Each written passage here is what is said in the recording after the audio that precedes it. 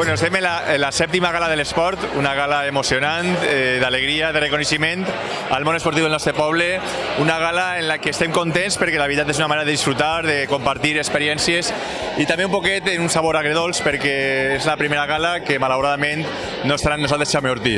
Jaume Ortí sempre ha estat amb nosaltres i lamentablement no està amb nosaltres, però sempre el tenim en record, per tant, serà una gala d'alegria i també un poc de record a Jaume Ortí.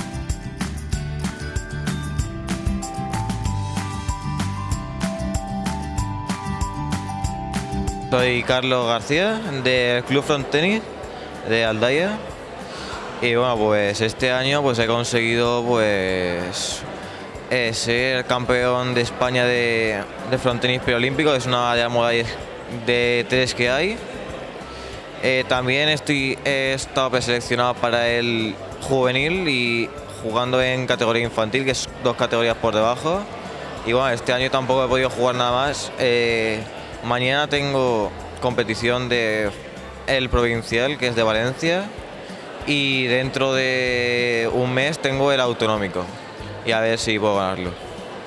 Hola, soy José Manuel Villanueva Parreño, un tirador de la Sala de Armas de Valencia, realizo el deporte de la esgrima y la verdad es que esta temporada se me ha dado bastante bien porque he conseguido ser el único de la Comunidad Valenciana en clasificarse para el Campeonato de España de categoría junior.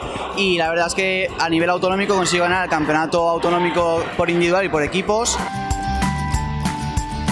Somos el Club Patinaje Aldaya y pues como he dicho, nos dedicamos a patinar, vamos a autonómicos y campeonatos de España y es muy grato estar con mis compañeras aquí en este acto y seguro que hay muchas niñas y niños que quieren patinar y es muy satisfactorio poder ganar puestos y eso. Hola, somos la Escuela de Ciclismo de Aldaya, yo soy Ángel y pues estos son mis compañeros y lo que hacemos durante el año es practicamos los martes y los jueves entrenamientos para todos los sábados y domingos hacer carreras. Entrenamos también una gincana que son como ponen conos y tienes que ir pasando entre ellos. Y pues espero que alguno se apunte a la escuela porque te lo pasas muy bien con todos nuestros compañeros.